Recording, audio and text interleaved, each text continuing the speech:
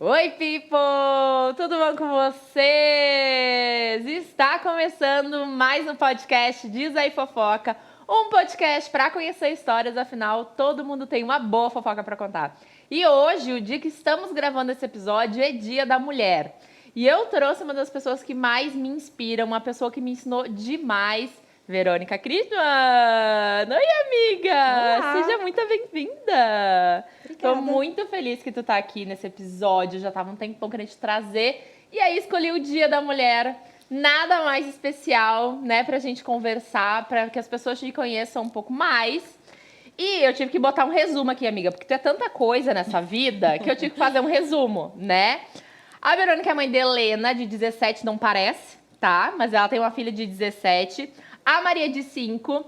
Ela é esposa do Cristiano. Ela é filha de Oxum, muito importante lembrar. Ela é doula, feminista e é aquariana, gente. É aquariana também. E minha amiga, olha só, e essa pessoa simplesmente maravilhosa que eu amo demais.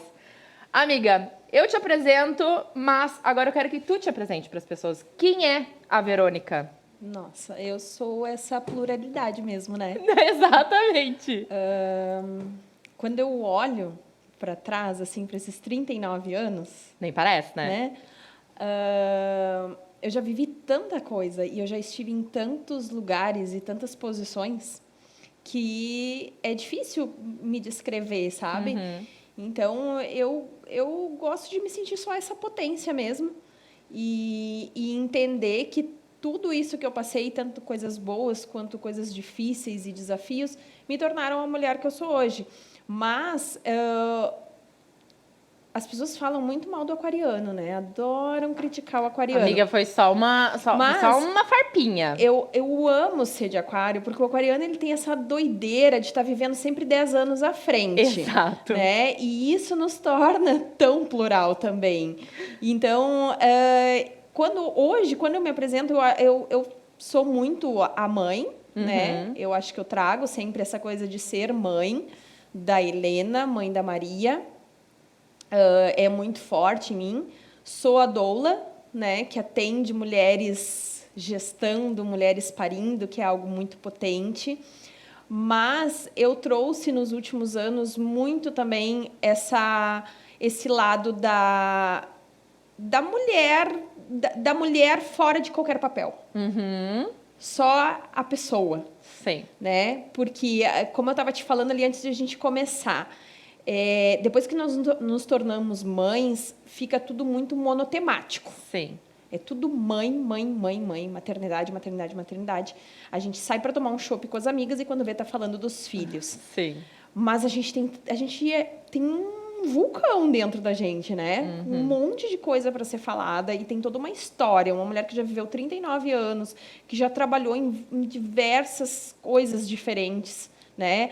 As pessoas que me conhecem no Instagram, elas conhecem a doula. Só que eu sou doula há 5 anos. Sim. Quando eu te conheci, tu não era doula, né, não, amiga? Eu era mãe. Exatamente. Eu não tinha nem feito a formação ainda. Exato. Então, assim, a doula, ela tem 5 anos só. Né? Antes da doula, eu fui tantas outras coisas, eu já vivi tantas outras coisas. Então, hoje eu sou a Verônica. E, amiga, aproveitando esse gancho que tu falou de ser mãe da Helena, ser mãe da Maria, a gente tá passando aí por uma fase muito especial da tua vida, que é a Helena indo pra faculdade. E aí, agora eu tô quase chorando aqui já, só de lembrar dos teus vídeos falando da tua emoção dela ter passado em 3º lugar. Sim. E, cara, assim, parabéns, amiga, porque com certeza, se ela conseguiu chegar lá, é porque é muito mérito teu também, sabe?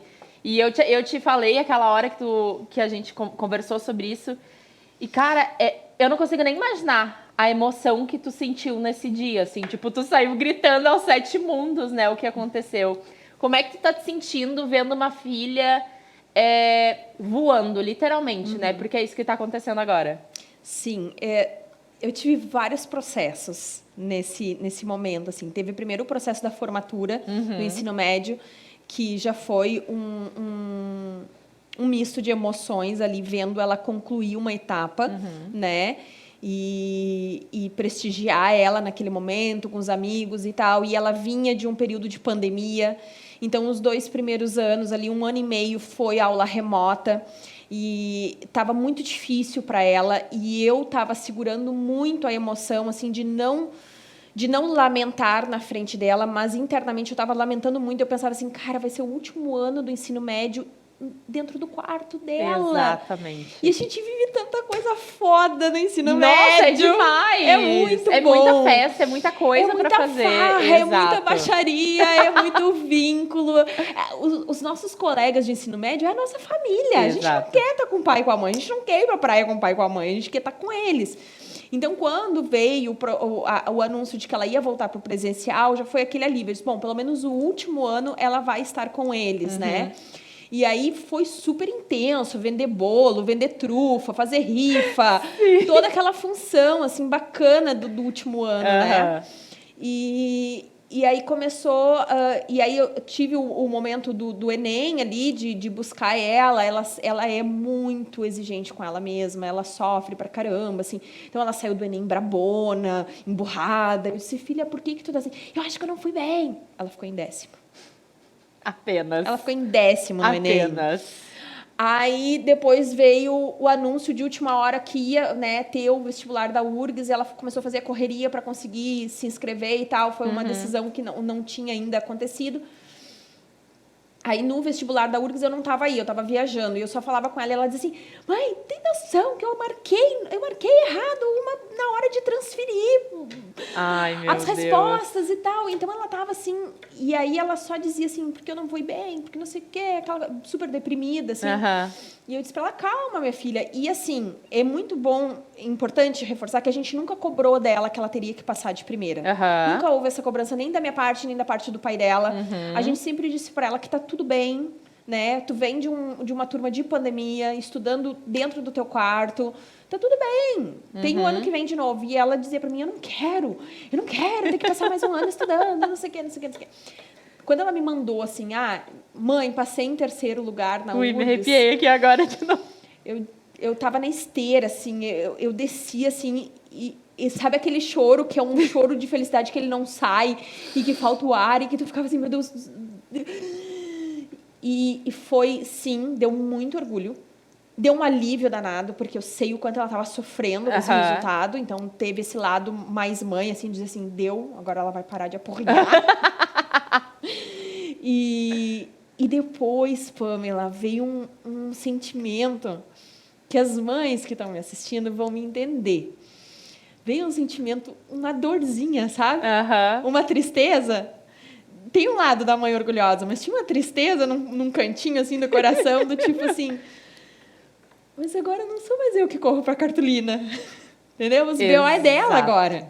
Exato. Os BO são dela agora. Então, assim, é literalmente voar, né? E a gente sabe que eles vão voar.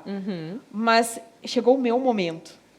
A gente já tá grávida escutando que filhos são do mundo, que eles vão voar e tal.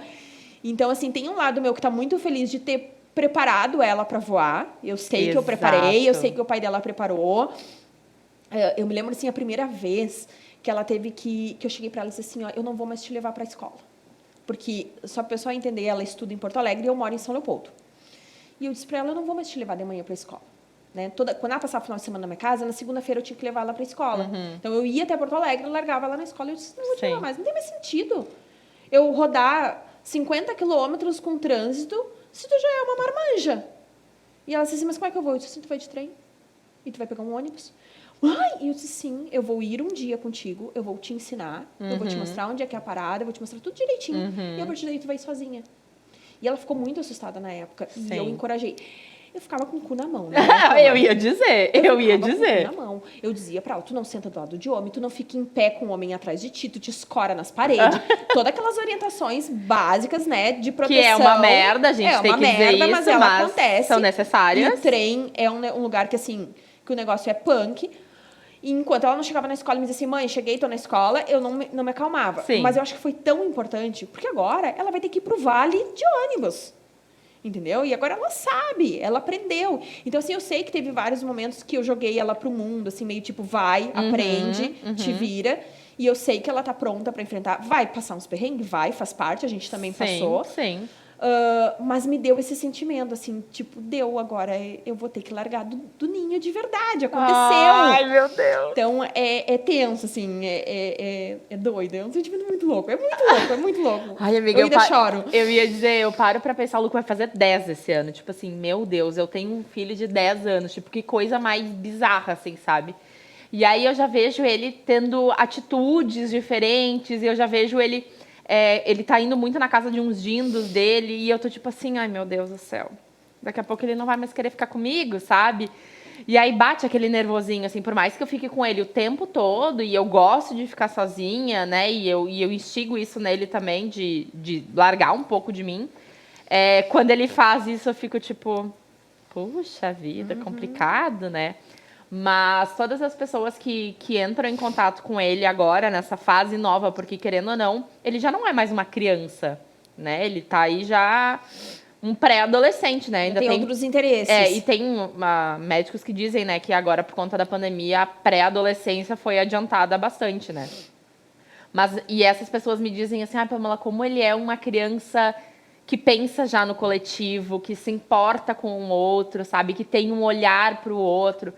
E aí, aquela coisa, quando tu escuta alguém falando isso, tipo assim, a gente ensina.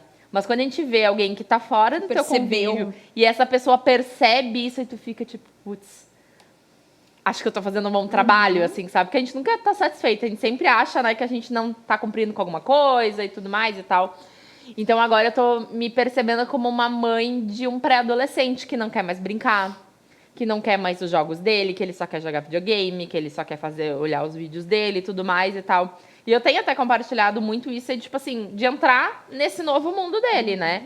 Cara, ele não vai mais querer sentar e brincar com os bonequinhos dele. Ele não quer mais isso. Ele já, tá lá guardado há um tempo. Eu ainda tô segurando ainda os brinquedos, ainda na esperança que uma hora ele brinque. Ainda tem aquele sentimento, assim, sabe? Mas eu tô entrando no mundo dele. E eu acho que é isso. E tu faz muito isso, né, amiga? Sim. Tu me inspira demais que tu foi no Lollapalooza com a Helena, né? Pra mim, assim... E, cara, isso ali pra mim é tipo, eu quero fazer isso com meu filho, porque isso é demais. E eu lembro que tu me falou naquela época que tu falou que tu tava no grupo de amigos que iam junto, né? E tu falou o quanto eles eram especiais, o quanto eles eram diferentes. E aquilo, tipo, falou assim, tá, beleza, a gente tá indo pra um lugar melhor, assim, né? Sabe que essa vivência do Lollapalooza me emociona mais do que a passagem do Sério? vestibular, assim. Porque foi um momento, meu e dela, de muita conexão. Né? Ela me pediu para ir pro Lollapalooza de 15 anos, ela tinha 14 ainda, porque o Lola é em abril e ela faz em julho, então ela tinha 14. E a gente já saiu... No aeroporto, a gente já brigou, assim, né? Quando o filho adolescente a gente já brigou ali no aeroporto, assim, a gente já foi meio na treta. E quando começou a falar do Lollapalooza, eu já chorei aqui, ó. E sim, né, ela me pediu pro Lola, comprei os ingressos e tal, só que assim, amiga, a gente vive no perrengue, né? Sim. Os boletos, eles são pagos ali, né, no lápis. Então, eu disse assim, cara, eu não tenho como ficar em hotel, não tenho como pagar van, né? Porque tem umas vans que te largam na frente do Lola, te buscam, mas é uns negócios que é uma fortuna. E eu disse pra ela, ó, tu quer? Eu te levo pro Lola, mas vai ser raiz. Vai ser no método raiz, amiga. E ela disse, tá, tudo bem, mãe. Qual é o método raiz? É Airbnb, metrô e nem Uber não tinha, amiga. Sim, que era uma fortuna, né? Aí eu peguei e disse assim, cara, mas e aonde que eu vou ficar hospedada com essa guria? Se eu me hospedo no lugar errado, né? Eu não conheço São Paulo. Sim. E aí eu vi num grupo do Face ainda. Eles liberaram, os adolescentes botaram um link de um grupo de WhatsApp para combinar os rolês. E eu entrei no grupo do WhatsApp e fiquei quietinha lá. Eu fiquei mais de um mês quietinha no grupo. Foi demais, assim, porque eles não falaram coisa. Eu esperava ler as coisas mais horrendas. Mas não, Sim. eles são super respeitosos. Tinha uma diversidade muito grande de adolescentes, né? E foi muito lindo ver a troca nessa diversidade, a forma como eles se apresentavam, até na questão sexual, sabe? Tinha todo... Agora eu não vou me lembrar, então eu não vou falar bobagem aqui, mas tinha umas regrinhas ali na parte, assim, de ser bi, de ser homo, de ser trans, de ser... Várias coisas. Tinha uns itens que eles tinham que se apresentar e se declarar como é que eles eram. Olha. Pra organizar os rolês. Ah, tipo, ó, esse aí é bi, esse aqui não mete com esse. Entendi. Sabe? Tipo, a menina que botava assim, sou hétero e não estou aberta, por exemplo. Lembro que tinha uma coisa assim, sou hétero sem abertura. Era alguma coisa assim. Tipo, nessa, não vem outra menina e daí em cima dela, porque não vai rolar. Então, na apresentação, eles já deixavam mais ou menos assim, tipo... Caramba. Aí tinha uns que diziam assim, tô aberto a tudo. Ai, eu amei! Aí esse era o que tomava a pedrada de todo mundo, entendeu? Mas mesmo assim, era muito, muito leve. Tinha uma leveza, sabe? E aí, começaram os esquemas de onde ficar hospedado, as dicas de bairro e tal. Foi muito legal. Eu tava numa casa de uma família com ela. A gente pegou só um quarto dentro de uma casa que ficava exatamente a meia quadra da estação.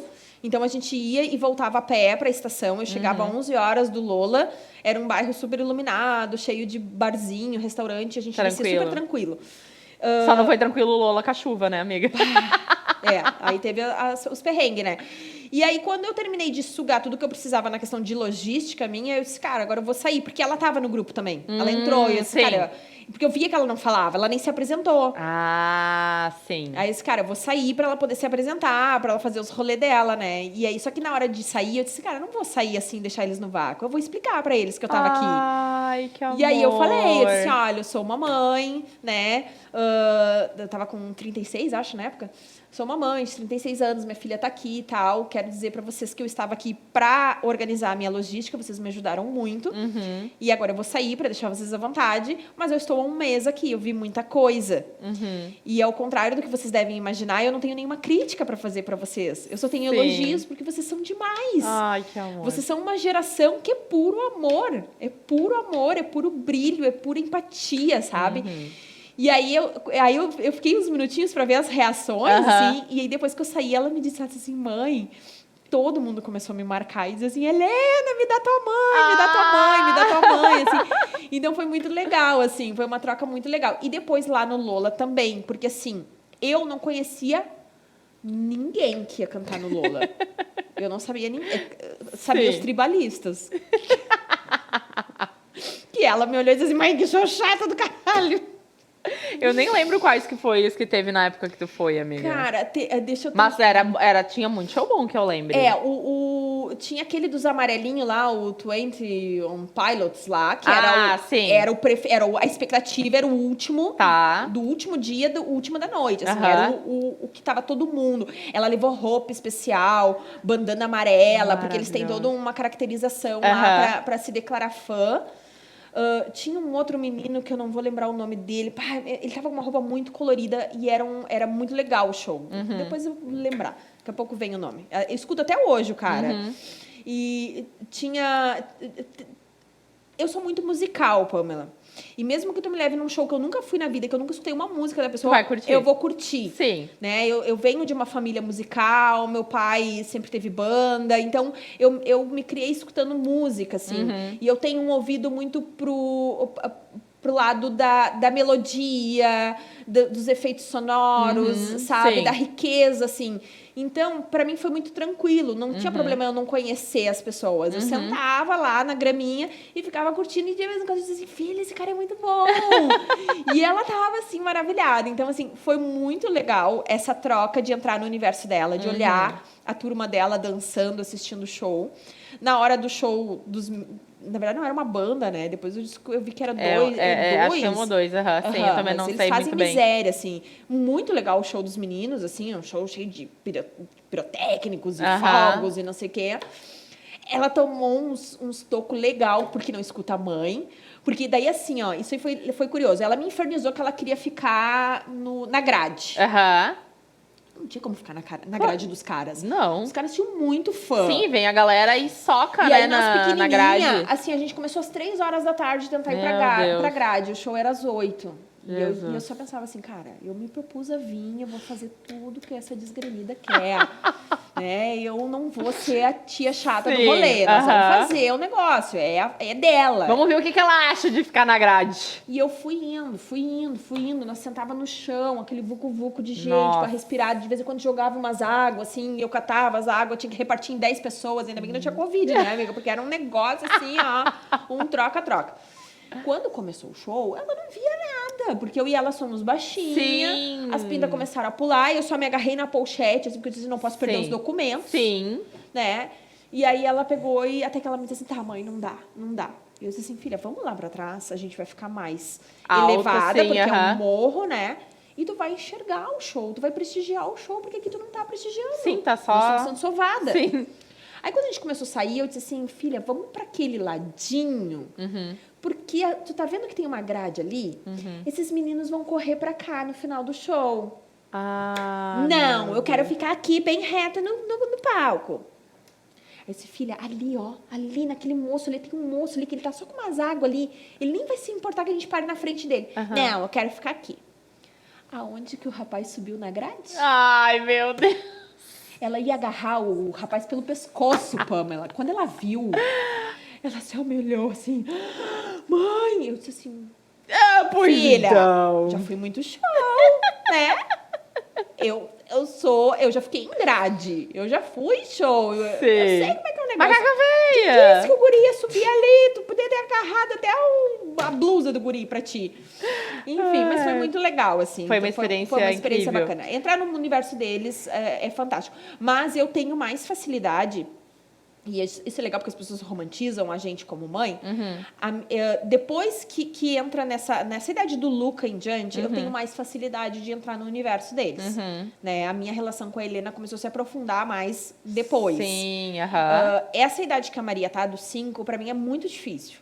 Porque eu realmente acho um tédio brincar. Eu não consigo, Ai, assim. Que coisa boa poder escutar isso. Eu Nossa, tenho um pavor. Ai, amiga, eu não gosto de brincar. 5 minutos de brincadeira, eu tô bocejando. Eu fui uma criança que eu brinquei muito. Eu também. E eu tinha muita imaginação, mas eu não consigo, eu perdi isso, assim. E aí a terapeuta da Maria tem me encorajado sempre a ser transparente com ela. Sim. E propor outras coisas, tipo, filha, quem sabe a gente faz, sei lá, vamos fazer pipoca juntas? Sim. Vamos fazer um pão junto, porque eu gosto de cozinhar? O que eu e o Luca a gente fazia quando ele era mais novo era... Ele gostava muito de desenhar, ele gosta muito ainda de desenhar. Ele gostava muito de brincar de Lego, de brincar de bonequinho. Eu não tenho paciência nenhuma pra brincar de bonequinho. Tipo, é só fulana. Tipo, não tenho paciência. Mas eu gostava muito de desenhar, de pintar com ele. E aí a gente começou a ter a nossa aproximação de jogar juntos. Então a gente tem muitos jogos juntos. Muito. Banco Imobiliário, Jogo da Vida, Uno. Enfim, de tudo lá. E isso foi uma coisa que aproximou, assim, sabe? Mas aí ele pegava lá os brinquedos lá e ele pedia. E eu só ficava assim, ó. Tipo, mexendo no bonequinho, tipo, cara, é chato pra caramba. Muito chato. Eu não consigo entrar na história, na fantasia deles, eu não consigo, eu acho entediante. E eu sofria muito com isso. Eu sofria, eu me culpava. Aí quando a Maria começou a ir pra terapia, e eu comecei a trocar isso com a terapeuta dela, ela disse, olha, tá tudo bem, né? E o Cristiano gosta. O Cristiano ele entra no universo. Então, que bom. Então, ela disse assim, ó, você tem que ser claro com ela, ó, esse tipo de brincadeira o papai curte, tu faz com o papai. E com a mamãe vai ter que ser outras brincadeiras. Então, assim, tipo, às vezes a gente brinca de se esconder, de pega-pega, umas coisas mais ativas, assim. Ficar ali, assim...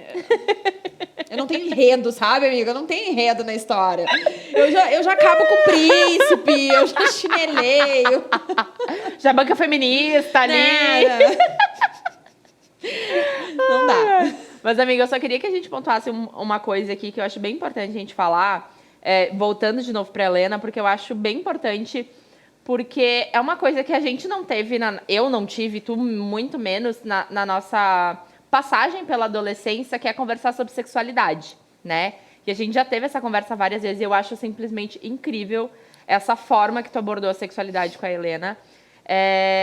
Que ela se descobriu não, né? Porque hoje ela é bi, né? Ela se denomina como bi, né? Mas por um tempo ela teve uma namorada, né? Teve.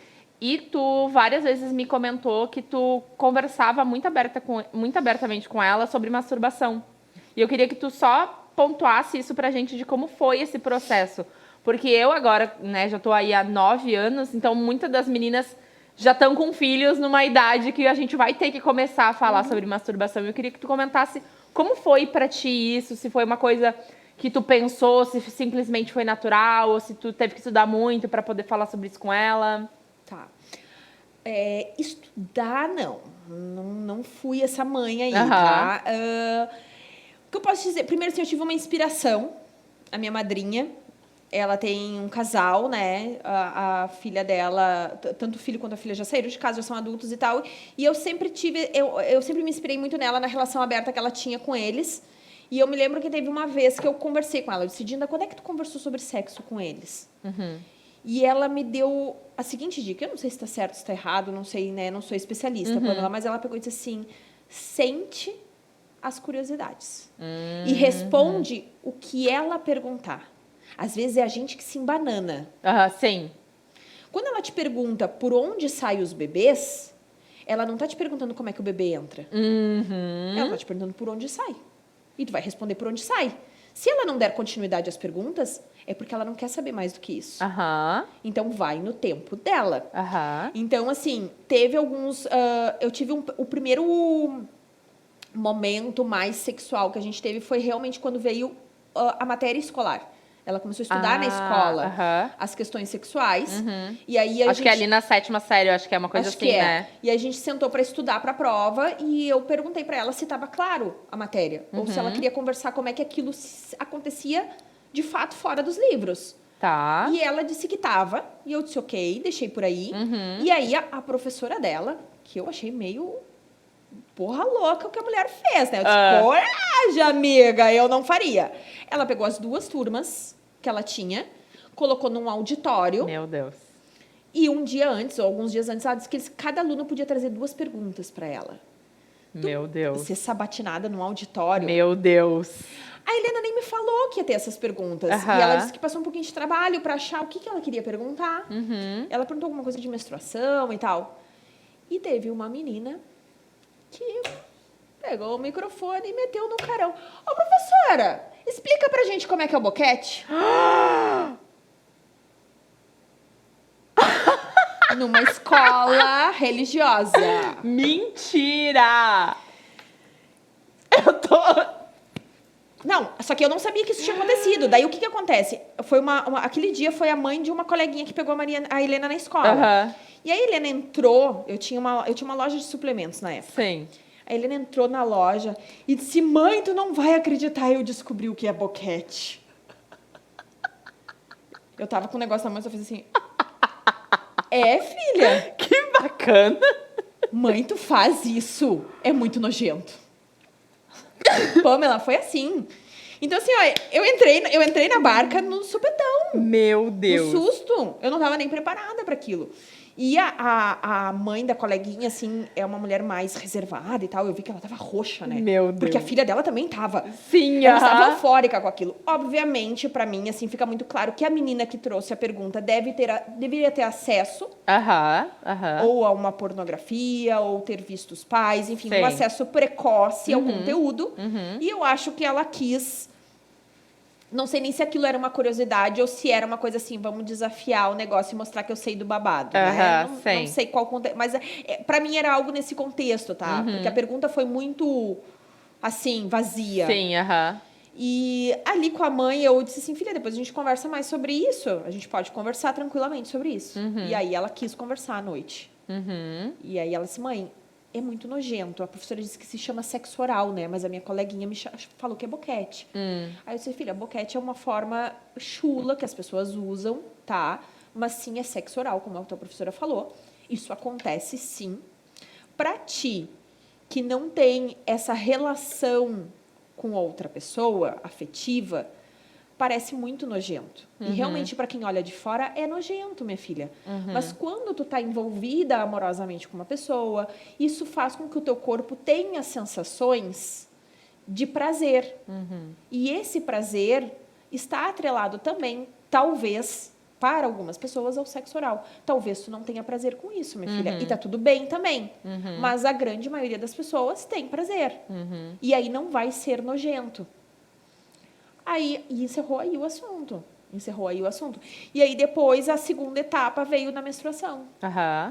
E ela menstruou exatamente um mês depois da Maria nascer. Aí eu já sou aquela mãe que troca os nomes, tá? Veio um mês depois da Maria nascer. Então, ela me escondeu. Ela menstruou numa viagem com o pai. Não me falou. O pai achou que ela tinha me falado, né? E deixou por ela, porque era o momento dela para ela me comunicar. E aí, um dia eu tô recolhendo as roupas e eu olho... Eu disse, mas essa calcinha não é minha. E aí, a calcinha suja, manchadinha de sangue, né? Que fica depois aquela... Sim. Aí eu mandei uma mensagem pra ele, eu disse assim, eu perguntei pra ele, eu disse assim, a Helena tá menstruando? E aí ele não me respondeu. E no outro dia veio um texto desse tamanho dela. Meu Deus. Me dizendo que tinha me escondido, mas não porque ela não confiava em mim, mas porque ela não queria deixar de ser o meu bebê. Ai, meu Deus. E aí a gente teve que fazer um caminho muito lento e muito amoroso de aceitação à menstruação. Inclusive, eu coloquei ela uma vez naquelas oficinas. A oficina dessas... agora eu não vou me lembrar as meninas. Até depois, se alguém se interessar e quiser me chamar, eu posso ir atrás. É duas meninas, duas mulheres, né? Que trabalham com o sagrado feminino e tal. Eu acho que tu me falou que não era da leitura do livro das mulheres lá. Não. São duas mulheres, elas não são do Rio Grande do Sul, mas elas vêm com frequência para cá e elas fazem uma oficina uma tarde para meninas. Ai, que demais. Para a primeira menstruação. Que demais. E aí elas fazem, inclusive, uns trabalhos manuais no dia e tal, e elas abordam essa aceitação e esse olhar mais amoroso para a menstruação, porque a gente foi ensinado a odiar, a ter vergonha, a esconder, né, e tal. Então, assim, eu tive que fazer um caminho de muito carinho com a Helena, assim, para ela, porque ela odiava, ela se escondia no quarto, ela ficava muito irritada, ela não queria conversar e tal. Então, a gente fez um processo muito cuidadoso de ela entender. Esses dias até eu mandei um livro para ela que era sobre isso e ela disse assim, mãe, já deu, eu já tô ok com a minha menstruação, tá? Porque a gente perde o time, né? Sim, a gente vai. Sempre. E aí depois, quando ela me deu uma brecha, né, eu sentei com ela e expliquei sobre excitação e a masturbação, né? Eu expliquei para ela, eu disse, olha, como o teu corpo menstruou, vai te dar mais sensações. E talvez tu vai olhar um beijo num filme, um abraço mais próximo, um gemido, e isso vai te causar sensações no teu corpo, mais especificamente na tua vagina. Isso se chama excitação. Tu recebeu um estímulo visual ou áudio, e isso vai te dar excitação, minha filha. E é ok. Não precisa ter vergonha, não precisa ter medo, não precisa te assustar. Isso é gostoso, é bom, é um poder do nosso corpo. A única coisa que tu precisa entender que tu pode acolher esse prazer e levar ele na sua potência máxima na tua privacidade. Então, é quando tu estiver no banheiro, quando tu estiver sozinha no quarto. Eu já tinha mais o hábito, mas eu disse assim, a partir de agora eu vou ter mais cautela e mais cuidado em não entrar no teu quarto sem bater na porta.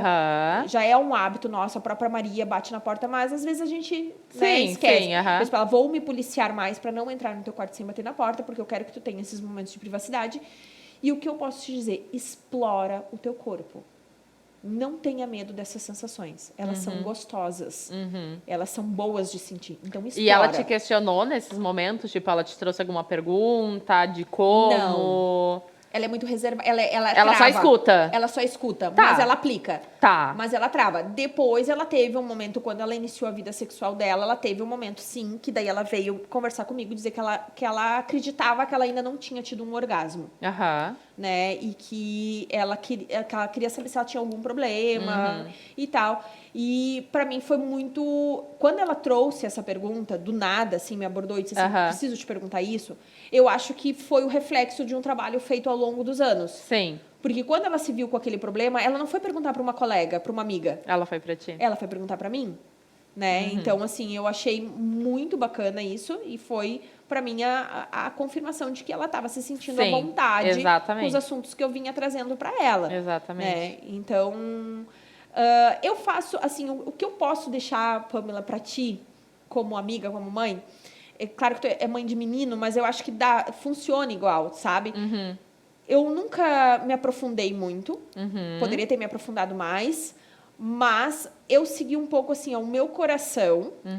E eu sempre fiz o exercício de voltar para Verônica na idade dela. Quantos anos a Helena tem agora? Ela tem 17. O que a Verônica estava fazendo com 17? Eu estava vivendo isso. E como é que eu me sentia? Eu tinha medo do quê? Então, eu revisito. É bacana isso. Eu revisito a Verônica e tento lembrar de como eu me sentia. Então, assim... até uma forma de acolher a tua criança interior, né? Tipo assim, trabalhando já em ti de uma certa forma, essa vivência já nas nossas gerações, né? Exatamente. Então, assim, ela teve agora no último ano, todas as viagens que eu fiz a passeio, ela não quis ir com a gente. Né? Eu convidava ela, Helena, nós vamos passear, nós vamos ficar um final de semana em tal lugar. Vamos junto? Né? A gente reservou hotel com lugar para ti, a gente reservou casa com lugar para ti. Aí chegava nos 45, ela dizia, não quero ir. Quero ficar com os meus amigos. Vai ter não sei o que da escola. Vai ter... E na hora que tu escuta o não, dá uma raivinha, assim, uns ciúmes, um monte de sentimento, né? Mas aí o Cristiano me olhava e dizia assim, Verônica, com 16, tu queria mesmo ir pro meio do mato com teu pai e com a tua mãe? Né? E aí eu me lembrava, com 16, o que eu estava fazendo? Eu me lembro que com 16 anos a minha mãe foi passar carnaval em Santa Catarina e eu quis ficar lá no interior. Uma cidade que não tinha nada, só que tinha os meus amigos. Tinha seus amigos. Eu não precisava estar na beira de Santa Catarina, eu precisava estar ali com os meus amigos pulando no clubinho, entendeu? Exatamente. Porque era mais bacana, né? Então, eu faço esse exercício com ela e tem funcionado bem. Tu comentar isso de deixar com que eles perguntem, eu vejo muito com o Luca, que ele faz muito isso comigo. A hora que ele deita é a hora que ele começa com as perguntas. Ai, é incrível. Ele espera 11 da noite para começar com a sessão de perguntas. E aí ele me pergunta, mãe, o que é trans? Mãe, essa semana ele veio, mãe, o que é maconha? Da onde ele tirou? Não sei. Mas ele vem com essas perguntas, né? Aí esses dias ele me perguntou como é que tinha dois casais com 2 mulheres e com 2 homens. Então ele traz isso pra mim. E a gente conversa de uma maneira super aberta, super aberta. O Luca é mega fã da Glória Groove, mega fã. A Maria é muito drag queen, sério? Guria. A Glória Groove tava no BBB, né? Sim. Sexta. Quando ela entrou, assim, a Maria tava acordada ainda, e ela olhou e disse assim, mãe... Como ela é linda, que roupa! O Luca adora. Ela é louca pela linda quebrada. Então, assim, ela é muito drag queen. A Maria, ela é do brilho, do negócio. Ai, ela maravilhosa. quer... Aquela carinha de princesinha. Não, tem que botar dela. brilho nela.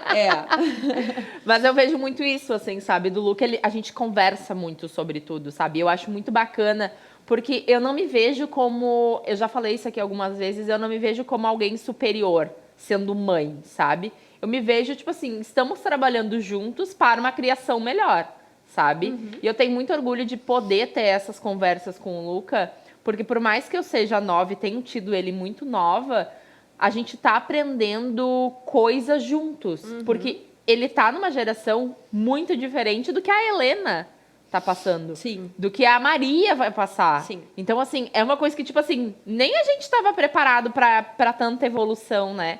Então, eu fico muito feliz a gente poder abrir muito esse diálogo, sabe? Eu vejo com a minha irmã mais nova também, que também tem 17, muita diferença, assim, sabe? De uma liberdade maior.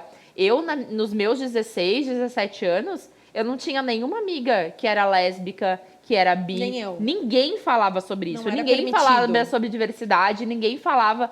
Tipo assim, cara, eu aprontava. Eu fugia pra casa de um namoradinho que eu tinha, eu aprontava, coitada da minha mãe. Mas eu vejo hoje a minha mãe com a minha irmã sendo muito... Por mais que ela seja muito braba ainda com a minha irmã, porque ela apronta ainda, mas eu vejo muito mais uma leveza de conversa, sabe? De tipo assim, tanto de beber, quanto de sair com as amigas, tanto de namorar. Eu vejo uma coisa diferente, sabe? Porque é uma geração diferente, é uma geração mais leve, sabe? Então, muitas vezes eu vejo as pessoas dizendo, ai, porque essa geração nova não quer nada com nada. Claro, é uma geração que tá vivendo. É uma geração que só quer viver, sabe? Que não quer nada mais da vida, sabe? Tu sabe que, assim, pelo menos da minha vivência, tá?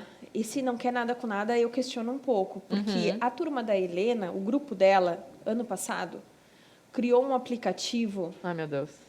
De suporte emocional. Ai, e eles estavam, inclusive, fazendo reuniões com empresas para patrocinar o aplicativo para ir pro ar. Então, assim, cara, se eles fazem isso num trabalho de escola, será que eles não querem nada com nada?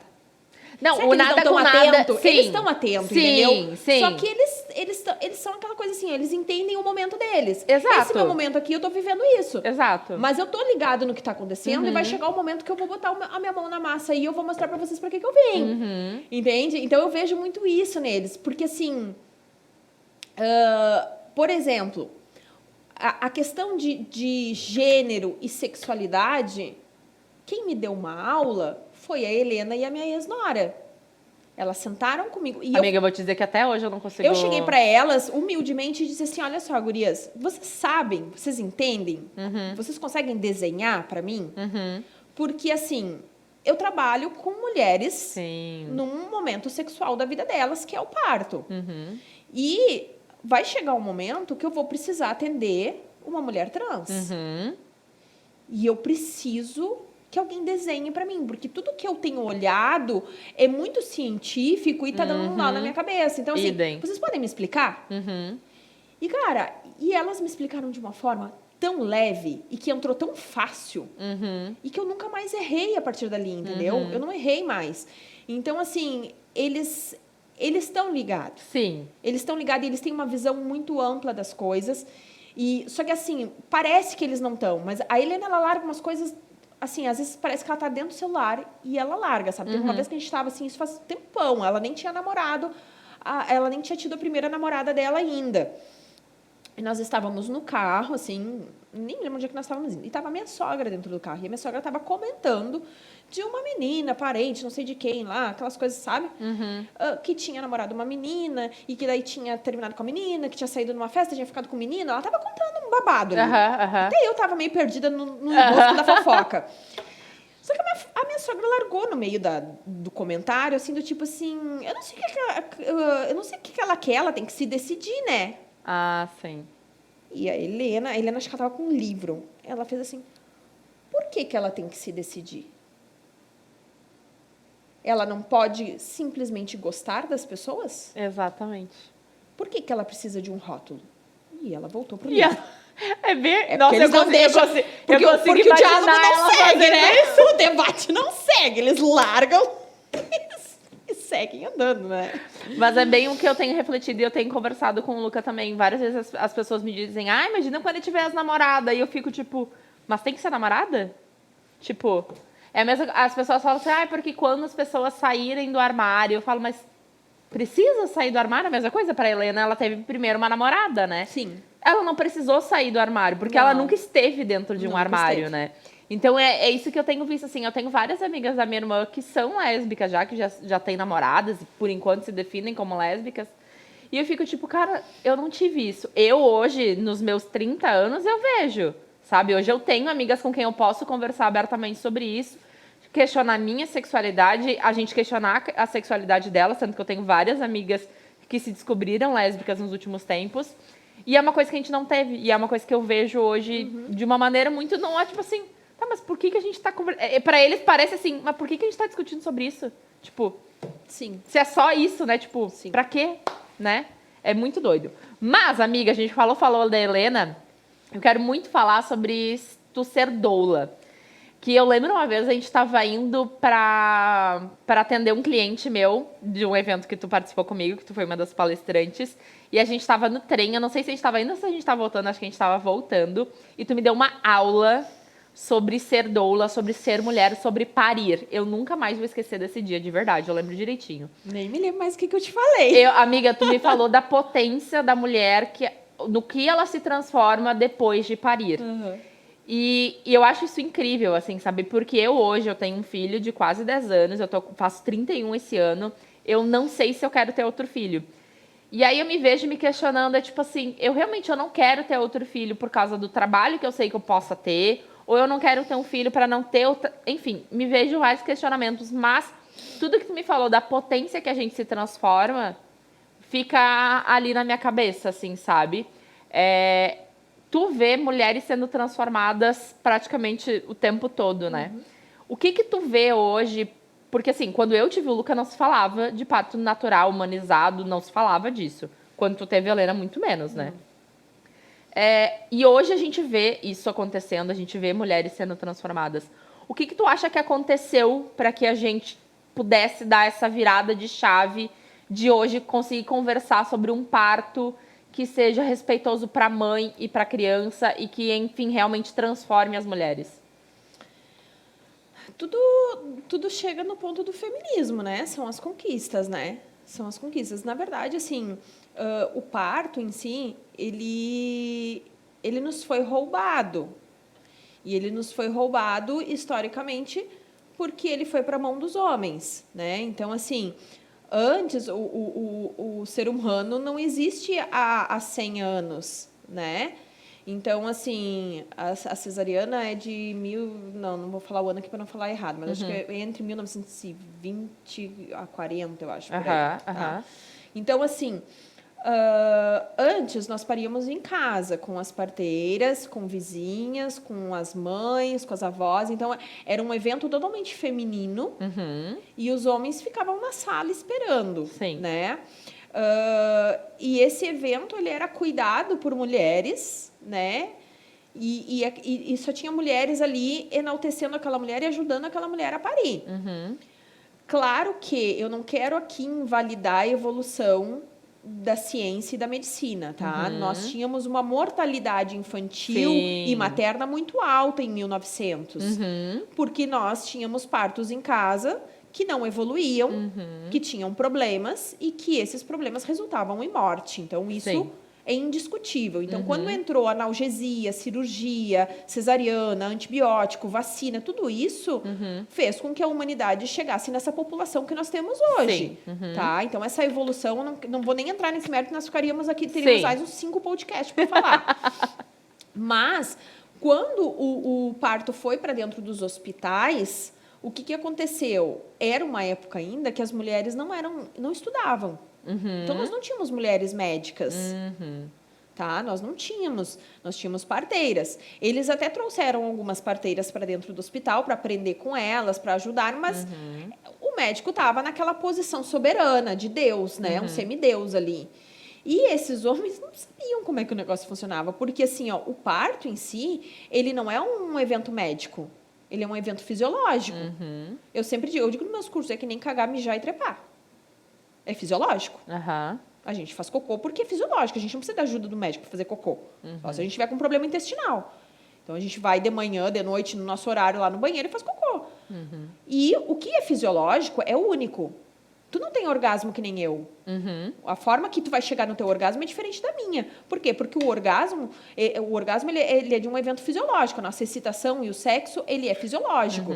Se nós tirarmos o nosso lado racional do nosso cérebro e deixar só o nosso cérebro primitivo, a gente ainda vai ficar excitado, a gente ainda vai ter vontade de transar. Né? Porque faz parte da nossa parte primitiva. E o parto, ele faz parte do nosso processo primitivo. Então, se eu largar uma mulher no meio do mato, numa gestação de baixo risco, e eu voltar daqui 6 meses lá, ela vai estar com a criança no colo. Ela vai parir. Ela vai dar um jeito de parir. Né? Ela vai fazer do jeito dela, ela vai usar instinto e ela vai parir. Então, quando esse parto foi para dentro do hospital, eles quiseram medicalizar. E eles quiseram tornar... E, de uma certa forma, comercializar também, né? Porque, assim, é data, hora programado. Também, isso veio depois. Isso depois foi uma evolução quando entrou os planos de saúde. Isso é uma consequência dos planos de saúde no Brasil, tá? Tanto que nós temos países da Europa que o plano de saúde não é forte, né? Que não é tão alta a taxa de cesárea, tá? Então, assim, os lugares que têm uma rede de saúde, dependendo de como é a rede de saúde daquele país, acaba levando a esse comércio da cesariana, porque facilita a vida daquele profissional. Ele vai conseguir atender mais partos fazendo uma cirurgia do que assistindo uma mulher em trabalho de parto que pode levar 24 horas. Né? E aí entra toda uma outra questão política, enfim, tem várias outras questões aí que entram nesse meio que a gente poderia destrinchar, tá? Mas, quando ele foi para dentro do hospital, num primeiro momento, não tinha os planos de saúde ainda. Mas nós éramos atendidas por homens. Então, eles foram muito no achismo. Eu acho que isso daqui vai ser bom. Eu acho que isso daqui vai ser... Não tinha estudo em cima daquilo ali. Então, assim, tipo, o médico, ele... Ou ele fica em pé ou ele fica sentado. Então, assim, como é que eu vou atender sentado um parto? Bom, vamos deitar essa mulher, a gente bota as pernas dela aqui, eu fico aqui para parar o bebê. Então, a gente ainda pega, eu já peguei assistência em plantões, que a mulher buscou o chão, ficou de 4 apoios ou de cócoras, que o médico fez assim, disse assim, ó, nem pensar. Eu não estudei para me ajoelhar para bebê. Nossa, que absurdo. De um homem, entendeu? Então, assim, tem um machismo muito grande em cima dessa estrutura. Sim. E eles foram... depois, quando entrou o comércio da cesárea, veio junto a fala do desencorajamento. Tu não é capaz. Por que tu vai sofrer? A tua bacia é estreita. Nossa, sim. Tu não consegue. Eu escutei isso tu no é meu muito obstetra. sensível para dor. Eu escutei Né? isso. Então, veio várias falas que elas vão minando o nosso empoderamento. Agora, quando tu tem a oportunidade de sentar com uma mulher e falar para ela assim, olha, a dor que tu vai sentir, ela não é uma dor de sofrimento. Uma coisa é quando tu tá doente. É uma dor que tu não gosta de sentir. Agora, é uma dor que nada mais é do que uma contração que dá na parte superior do teu útero e empurra teu bebê para baixo. É fisiológico, ela só tá fazendo isso pro teu bebê sair. E ela passa, e ela não te fere. Ela não vai te machucar. Nossa, verdade. Ela não tá ali para te machucar, na verdade, ela é tua aliada. E tudo depende Quanto de como mais tu tu te constrói. entrega aquela dor, mais tu vai, E como né? que tu vai construir essa relação? Se tu constrói uma relação de ódio com a dor, tu não vai conseguir passar por aquilo. Sim. Vamos fazer uma analogia bem simplificada. Se tu não gosta de ir para academia e tu acha que ir para academia é um sofrimento porque dói, porque levantar peso dói, porque suar é ruim, porque ficar ofegante é ruim, não adianta tu me dizer hoje que amanhã tu vai começar a treinar. Vai dar Não vou uma dizer. semana, tu não vai treinar, tu vai Não. desistir. Porque tu construiu uma relação de ódio com aquilo dali, entendeu?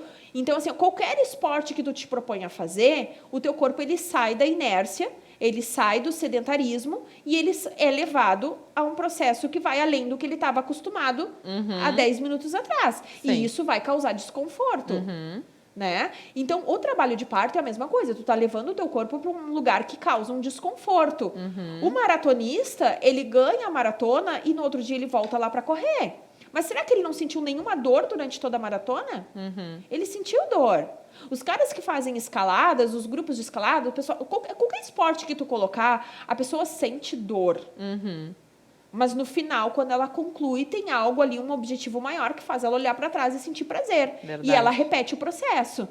Então, é a mesma coisa com o trabalho de parto. Tu vai construir na tua cabeça, e é isso que nós doulas fazemos também, de trabalhar durante a gestação essa construção. Sim, aham. Na verdade, a gente tem que desconstruir todo um castelo que foi Exatamente. criado e construir outro. Então, a gente primeiro tem que derrubar tudo aquilo que foi colocado na cabeça daquela mulher e aí construir uma outra relação e mostrar para ela que ela é que determina como é que ela vai se relacionar com o trabalho de parto dela. Então, assim, às vezes sentam mulheres na minha frente que dizem assim, a minha mãe acha que eu não vou dar conta. Porque ela diz que eu sou muito, muito fresca. Aham. Porque uma dor de cabeça eu já estou reclamando. Eu digo, gente, mas é diferente de uma dor de cabeça. Porque é uma dor por opção, é uma dor por escolha, é uma dor por entrega, é uma dor que tem um objetivo maior lá no final. Exatamente. É uma dor que faz parte de um processo. Então, o problema maior é a dor. Eles ainda usam a dor como uma ferramenta para Sim. destruir a coragem da mulher de viver um trabalho de parto, né? Só que quando tu faz cesárea, tu tem dor depois, tu tem uma dor Sim, cirúrgica. sim. Tem mulheres que têm mais, tem mulheres que têm menos. Aí tem mulheres que passaram pela cesárea que dizem assim, mas a minha recuperação foi bem tranquila. Ok, tu vai ter mulheres que passaram pelo trabalho de parto que vão dizer que o trabalho de parto dela foi bem tranquilo. Exatamente. Entendeu? Por quê? Porque cada um tem um limiar de dor diferente, cada um se preparou para aquela dor de uma forma diferente. Cada um se entregou de uma forma diferente. Então, assim como tem mulheres que vão passar pela cesárea que não vão sofrer nada na recuperação, tem mulheres que vão passar pelo trabalho de parto e vão achar assim, eu teria mais 10. Sim. Porque ela se preparou tão bem que aquilo ali foi tranquilo para ela. Então, é muito cruel tu, na gestação, já desencorajar uma mulher por algo que ela ainda nem sentiu. Ela nem sabe como é que ela lida com aquilo. Então, ela precisa, pelo menos, ter a oportunidade. Tá tudo bem ter uma cesárea. As pessoas, elas nos taxam muito, elas taxam a doula como uma pessoa que é contra a cesárea. Não. né? Eu comecei, inclusive, te reconhecendo. A cesárea nos trouxe a população que nós temos hoje. As mulheres pararam de morrer no parto. Sim. As crianças pararam de morrer no parto. Então, a cesariana, ela existe e existem indicações que são baseadas em evidência científica. Sim, a claro. gente tem que validar a cesariana. Exatamente. O que a gente não aceita e a gente é contra é aquela cesariana que é vendida baseado num pré-julgamento de que aquela mulher não é capaz. Essa cesariana não é legal. Tu teve alguma paciente que já desistiu no meio do caminho e falou assim, não, eu escolho ter cesárea? Já teve alguma? Tive. E como é que tu te sentiu, assim, tipo, impotente? Assim, perdendo para um jogo de dinheiro, vamos pensar assim? eu já tive mais de uma situação, assim, eu tive uma situação que foi uma mulher que ela me contratou muito no final, então a gente também não teve tempo de construir muita coisa. E aí ela saiu de um atendimento, de uma ecografia, onde o médico falou que o bebê era muito grande e que ela não ia conseguir, sendo que era o 4º filho dela. Eita, né? Só ia. E aí ela me ligou de noite dizendo que ia de manhã fazer cesárea. E tinha uma questão abusiva ali também, um relacionamento, de um marido que não queria parar de trabalhar e que queria cesárea para poder voltar a trabalhar, sabe? Essas relações assim meio malucas. Sim, né? E então teve esse contexto assim. E já tive mulheres que foram enganadas no sistema mesmo, assim, que eu vinha fazendo um pré-natal ali dando toda a informação e eu fui vencida pelo médico, né? Por isso que, assim, tem alguns médicos, assim, alguns nomezinhos bem carimbados que hoje em dia já me dão o direito de não atender com o médico. Porque entendi. eu sei que eu vou passar raiva, entendeu? Mas, ainda, no contexto geral, eu atendo qualquer mulher em qualquer situação para qualquer hospital. Eu diria que tem uns 2 médicos, assim, que eu já disse assim, cara, não dá. Não dá, porque vai chegar lá no final, ele vai me ele vai me invalidar, vai dizer que o que eu tô falando é bobagem. E eu não posso ficar nessa briga. Sim. Eu acho que não é o meu lugar, entendeu? Não é o meu lugar. O meu lugar é dar informação para ela e ela faz o que quer com aquela informação. Exatamente. Ela cria o poder dela a partir dali ou não, né? Tem mulheres que não estão dispostas a certas brigas. E a gente tem que respeitar o tempo dela também. Porque talvez não seja o momento dela. Talvez comprar aquela briga seja muito dolorido para ela naquele momento, assim. Mas, assim, isso tudo eu ganhei depois de 5 anos de doulagem. A gente vai ganhando esse amadurecimento, entendeu? Sim, claro. A gente vai ganhando esse amadurecimento, assim. E tem médicos, assim, que eu já sei que eles não são 100% humanizados, mas eu já conheço algumas limitações dele e eu jogo limpo com a gestante. Eu digo, olha, se acontecer tal coisa, ele não vai bancar pra ti. Ele não compra, ele vai até a página 2. Tá ok pra ti? Tá ok. É o médico que eu posso agora, é a assistência que eu posso, porque às vezes entra na questão também financeira, né? Sim. Tipo, não pode pagar uma equipe particular, o hospital de referência do SUS dela não é o mais humanizado. Então, eu sempre falo para elas, vamos sentar, vamos ter uma consulta antes, conversar, para eu entender a tua realidade. Sim. Porque eu não posso, assim, por exemplo, tem algumas equipes, agora tem mais de uma, mas nós temos profissionais que são muito humanizados e que praticam só evidências científicas, que dá pra gente botar a mão no fogo e tal, e é bacana de trabalhar, e é super leve de trabalhar. Tem! Mas esses profissionais, eles estão numa situação hoje que é particular. Porque o plano de saúde paga muito pouco. Daí entra naquela outra discussão que eu te disse que a gente poderia destrinchar por horas. Sim. Né? Então, assim, vai ter muitas famílias que não vão poder pagar. Sim. E aí nós temos que achar um caminho para essa família que não tem condições. E esse caminho, às vezes, ele é difícil. Sim. Às vezes a gente tem que driblar o sistema. Às vezes a gente tem que driblar o sistema no sentido, assim, de tipo assim, tá, tu não pode pagar um plano, tu não tem plano, teu hospital não é o melhor, o do SUS, tu não pode pagar particular, mas será que tu consegue contratar uma enfermeira para ter em casa? Porque daí a gente consegue ficar mais tempo em casa e tu chega já com 10 centímetros. Só pra vai. Tu não fica à mercê da equipe do hospital. Então, assim, tem várias questões hoje que a gente precisa fazer que o ideal seria que a gente não precisasse. Exatamente. Que as coisas já tinham que estar... Que é o básico, né, amiga? Que é o aquela básico. coisa do básico. E ainda mais que é o início de uma vida, né? Mas aí vai entrar na política, amiga. Exatamente. Nas leis. Isso aí a gente fica aí um tempão, né? Mas eu sinto hoje, olhando pra trás do meu parto, assim, eu vejo, meu Deus do céu, eu não fazia ideia do que me esperava. ali, sabe? Nada. Porque eu entrei em trabalho de parto com 34 semanas, eu fiquei 2 semanas de repouso absoluto e estourou minha bolsa dormindo com 36 semanas. Eu não fazia ideia de que dor esperar, eu não fazia ideia do que fazer, eu não fazia ideia de absolutamente nada. Eu tava assim, ó, muito perdida. E aí, eu fiquei em 8 horas ali, desde que a minha bolsa estourou, foram, acho que praticamente 8 horas. E eu tive 1 centímetro, assim, sabe, de dilatação. Mas nem se cogitou fazer o parto normal, porque o meu médico disse que eu não ia conseguir, sabe?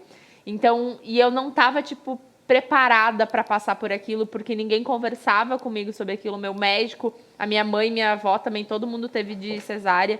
Então, eu não tinha ninguém como referência para me apegar, sabe? E hoje eu olho para trás e fico, tipo...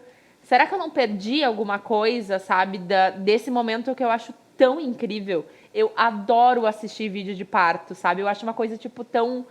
Cara, é o nascimento de uma vida, é uma potência tão surreal. Tanto pra mãe, quanto pra criança, quanto pro pai, ou pra mãe, enfim, né? Pra quem estiver ali. Que, cara, muda a vida de todo mundo, sabe? Eu acho que aquilo ali é, tipo assim, aqui começa a partir daqui, entendeu? Pra mim, o parto significa mais ou menos isso. Eu não sei se pra ti, estando lá, tem esse mesmo sentimento. Porque eu, pelo conhecimento, pouco conhecimento que eu tenho,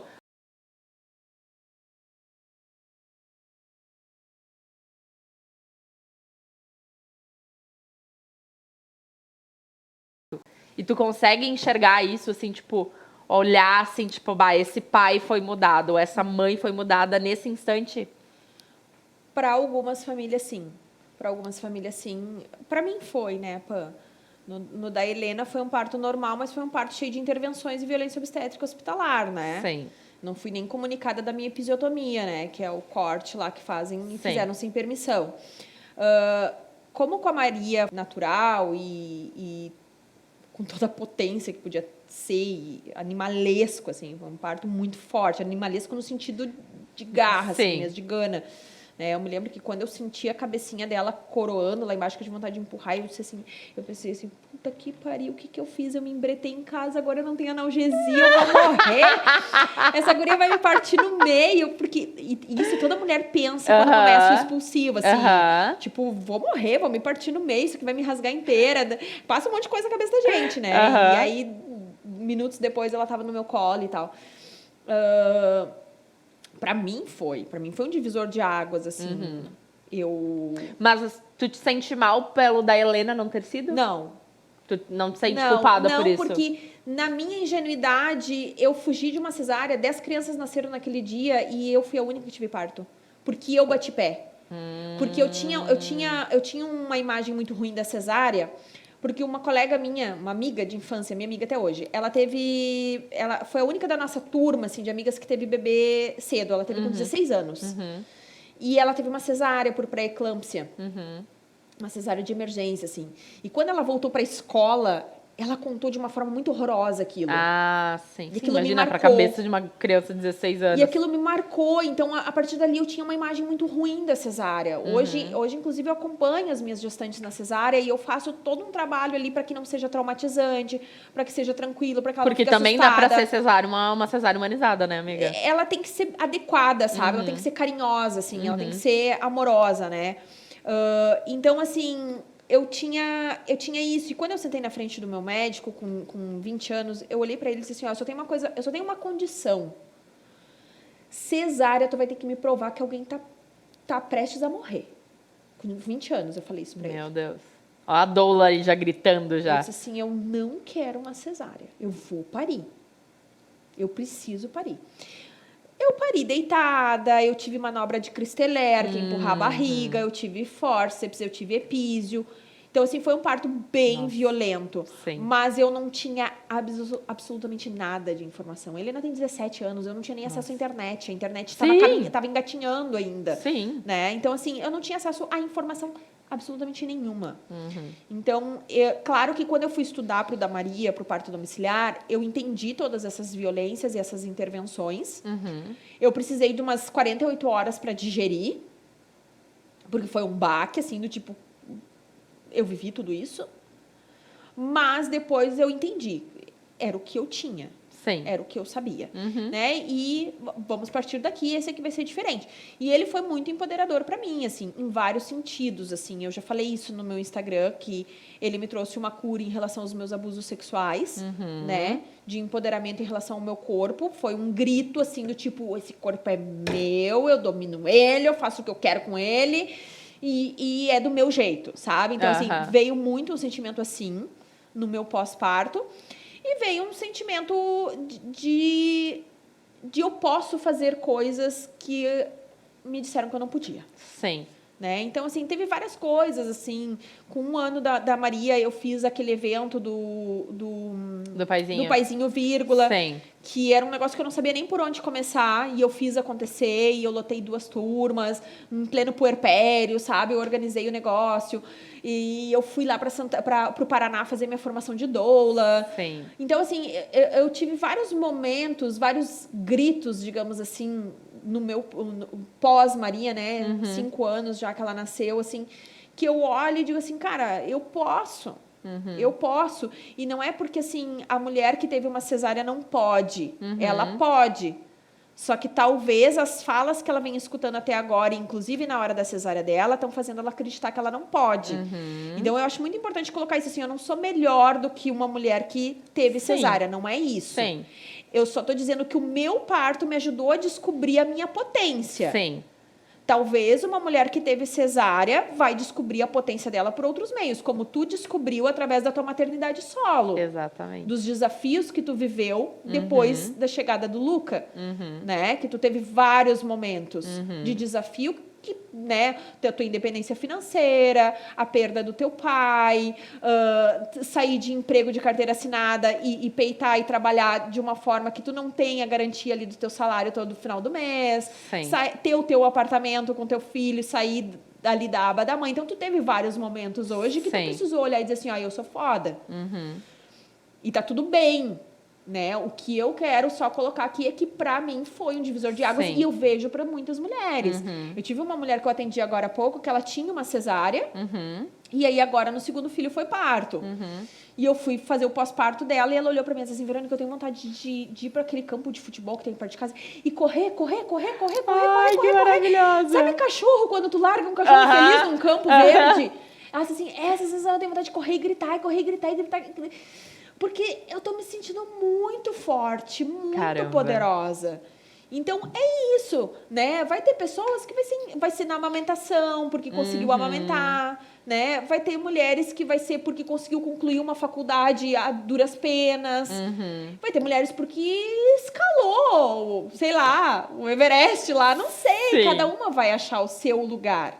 Mas todas nós somos muito potentes, né? Mas sim, como é o meu universo e eu trabalho com parto, acaba que o meu olhar, né, vê mais mulheres achando esse empoderamento através da via de parto. E a via de parto, muitas vezes, o desfecho é uma cesariana. Eu não tenho só parto, eu tenho muitas mulheres que acabam numa cesariana. Só que eu tenho mulheres que tiveram um trabalho de parto. Sim. E precisou de uma cesariana. E elas viverem o trabalho de parto, elas me olham e dizem assim, ter sentido a contração, ter sentido a dor, ter visto que eu sou capaz de passar por isso, me faz olhar para mim com gentileza. Me faz olhar para mim e dizer assim, não, mas tu é capaz. Porque às vezes o parto não vai acontecer por causa de um bebê mal encaixado, por exemplo. E aí não tem nada a ver com a mulher. Sim. O corpo dela é totalmente capaz. Só que o bebê fez a estripulia de entrar enjambrado no negócio ali, entendeu? Já começou... Já chegou causando. Já chegou causando, né? Eu sempre digo assim, no mínimo era um capricorniano. As minhas gestantes fazem muitas essas brincadeiras com signos, né? Elas dizem assim, viu isso daí, Eu disse que ela era pra vir no escorpião, ela quer vir antes, olha aí. Ou então, olha, elas sempre acham, todo signo sofre. Qualquer um, exatamente. Mas, enfim, elas acabam numa cesariana, mas elas tiveram a oportunidade de viver o trabalho de parto. E isso traz uma potência igual, entendeu? E, amiga, eu sei que é difícil pra ti... Quantos partos tu já fez desde que começou com doula? Tá. Primeiro, Pra não ser cancelada, né? Ah. Vamos consertar, Pamela. Perdão. Eu nunca fiz parto. Ah, sim, perdão. Nem médico faz parto. Quem perdão. para é a mulher, quem faz o Exatamente. parto é a mulher. Eu assisto partos. Tá. Né? Quantos partos você assistiu? Eu não sei mais. Ih, já perdemos a conta. Eu sei que é mais de 100. Mais de 100 famílias. Na verdade, eu me guio porque hoje eu tenho uma ficha de anamnese que é no Forms e esse Forms já estava em 120. Só que esse Forms eu criei, eu já tinha atendido, eu já estava atendendo há 1 ano e meio. Então tem uns que não estão registrados ali. Entendi. Então é bastante. Entendi. As crianças eu não sei os nomes. Não consigo gravar o nome das crianças. E já tem alguma que, tipo, é uma mãe que já teve algum outro contigo? Já começou esse ciclo, Ai, sim. que demais. Eu já atendi mais de uma, assim. Ano passado, acho que foi ano passado, que me procurou a minha primeira da Holanda. Ai, que demais. A minha primeira. O meu primeiro atendimento com ela foi voluntário. Foi uma amiga parteira que me indicou pra ela. E eu atendi voluntário. Peguei ela bem no finalzinho da gestação. E aí, quando ela ficou grávida do segundo filho, ela me procurou. E eu me lembro que eu olhei pra ela e disse assim, gente, tu não tem noção da satisfação que é pra mim tu ter me procurado. Porque, assim, como tu foi a minha primeira, eu acho que o meu atendimento foi muito cagado. E ela disse, não foi, Vê, tu foi maravilhosa pra mim, sabe? Mas, realmente, no segundo atendimento, a gente conseguiu aprofundar muita coisa. A gente conseguiu ver muita coisa e foi muito lindo o atendimento. É uma gestante que nas 2 assistências foi cesárea. Caramba! Ela não pariu. No primeiro filho foi cesárea, no segundo foi cesárea, mas no segundo ela pôde viver o trabalho de parto, eu pude ficar com ela até, inclusive, entrar na cesárea com ela. Ai, que demais. E na primeira eu não pude, né? Eu não podia nem entrar no hospital, porque naquela época a gente não podia entrar. Agora eu já sou cadastrada em alguns hospitais. Então, foi muito mágico, assim, ela olhar pra mim e dizer assim, Vê, foi outra cesárea, mas foi tudo diferente. E eu curei tanta coisa, sabe? Que demais. Então, assim, é massa, assim, quando a gente vê a família já pela segunda vez. Sim, que demais. E tu tem um, assim, que foi muito inesquecível pro lado bom, assim, que, tipo, tu pensa assim, esse aqui eu não consigo esquecer desse. Pamela, tem mais de um. Seria injusto dizer que teve um marcante, assim. Eu tive mais de um. Porque é um momento muito... E eu digo assim, elas deixam um pouquinho delas em mim, sabe? Então, cada história é muito única. Cada história deixa um ensinamento, assim. Depois eu fico refletindo, eu fico olhando, eu fico lembrando de algumas coisas, assim. E eu vejo, assim, algumas mulheres fizeram do limão uma limonada, sabe? Conseguiram ser resiliente, conseguiram superar. Teve mulheres que eu aprendi com questões de abuso, teve mulheres que eu aprendi com questões de relacionamentos abusivos, teve mulheres que eu aprendi com relações com mãe, que eram complicadas e que a mãe tinha um papel importante naquele cenário ali de força. Então, assim, é difícil de citar um, assim, eu seria muito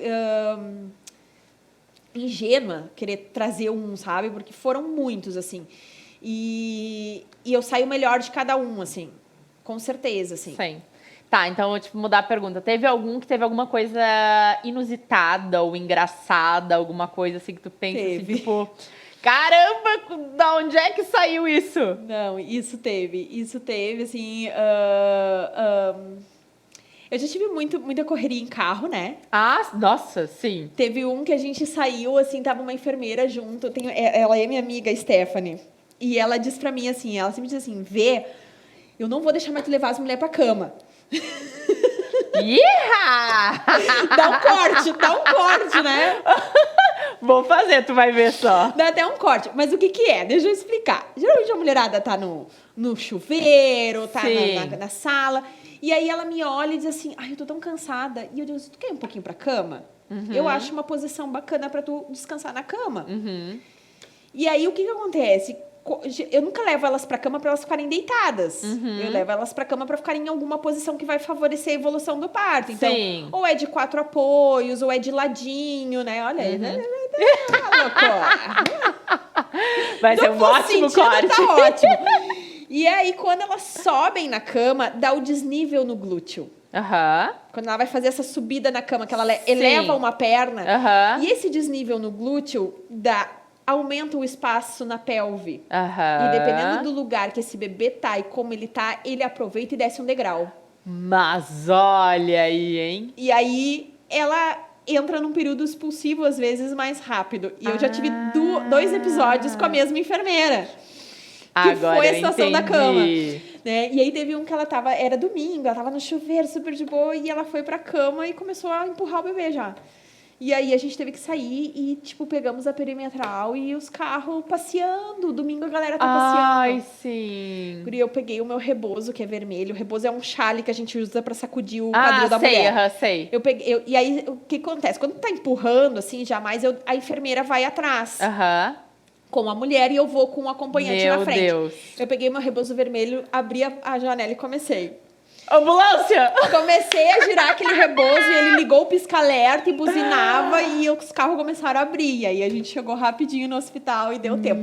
Estou atendendo eles de novo, já estão no 2º filho. Caramba! Então, assim, tive situações assim. Tem um outro casal que eu tô atendendo pela 2ª vez, que foi 28 horas de trabalho de parto. Meu Deus. Essa aí... E o marido, ele desde que nasceu, ele me acompanha nas redes sociais. E ele me manda mensagem dizendo, Vê, não sei quando é que a Lu vai querer ter outro, porque eu tô louco pra gente se divertir de novo. E ele sempre interagia e tal. E aí, quando ela me procurou, eu disse assim, ai, agora ele tá feliz, né? Vai me encontrar de novo. Um dia ele me perguntou assim, não dá pra ser doulo, não? Ai, que querido! Porque a adrenalina é muito legal, é muito bom viver aquilo. E é isso, sabe? Eu acho que esse é o objetivo alcançado, assim, quando a família olha pro trabalho de parto e dá risada e lembra como um dia especial, um dia que eu sempre digo assim, ó, é uma festa. É uma festa e a gente tem que se divertir, a gente tem que dar risada. Eu faço essa criação de vínculo com o casal pra gente poder fazer piada. Sim. Porque às vezes o marido... Tem aquela coisa mais íntima, né? E às vezes o companheiro ou a companheira ali estão tão tensos que uma piada quebra o gelo, sabe? Eu tive uma outra... Daí assim, dá uma boa relaxada ali já na Eu tive gestante. uma outra que ele pediu pizza pra nós. Era domingo de noite, ele pediu pizza. E ia rolar formação de paredão no BBB ano passado. Meu Deus. E ela pegou, foi muito louco, porque eu tava tentando achar um lugar pra ela ficar bem. E nada tava bom. Até que ela pegou e me disse assim, eu posso te pedir uma coisa meio louca? E eu disse assim, tu pode pedir o que tu quiser, tu é a protagonista desse negócio, tu é a protagonista da festa, a gente só dança. Aí ela disse assim, me traz 2 travesseiros que eu quero deitar aqui. Aqui era no banheiro. Ela botou os 2 travesseiros no box. Tá. E aí ela botou a cabeça no box e o corpo pro lado de fora, encostado na parede, gelada. Geladinha. E o rosto dela tava pro vaso. Porque o banheiro dela é de apartamento pequenininho. Não tinha como eu ficar no banheiro com ela. Porque se eu ficasse sentada em cima do vaso, eu ia ficar com as pernas, os pés na cara dela. E no outro lado era a barriga dela, então não tinha onde ficar. E aí eu disse assim, tá, e como é que eu posso te ajudar? E eu disse assim, vai pra sala comer pizza e ver a formação do paredão com meu marido, que eu fico aqui. Se eu precisar, eu chamo. E foi, eu e ele. Sentamos comer pizza na formação do paredão. Caramba! Sabe? E aí ela ficou um tempo ali, daí eu me lembro que eu tirei uma fotinha e mandei pra enfermeira. E disse assim, olha, eu acho que tu já pode vir, porque olha onde que ela se acomodou. Tipo bicho, assim, né? Bicho. Tipo... Exatamente. A cachorrinha não vai pro lugar escuro, apertadinho, se acomodar? Exatamente. É bicho. E quando elas vão pra esse comportamento do bicho, eu vejo que engrenou o trabalho Entrou de na parto. Partolândia. Entrou na Partolândia. Ai, até fico emocionada, porque é um sentimento que eu não tenho. Eu não tenho, tipo assim, eu vivi essa emoção do parto, porque eu não lembro de praticamente nada do meu parto. É uma coisa que, tipo, hoje, com 31 anos, eu fico, tipo, será que eu quero viver isso de novo? Ou será que eu tô querendo suprir uma carência que eu tenho de não ter vivido, sabe?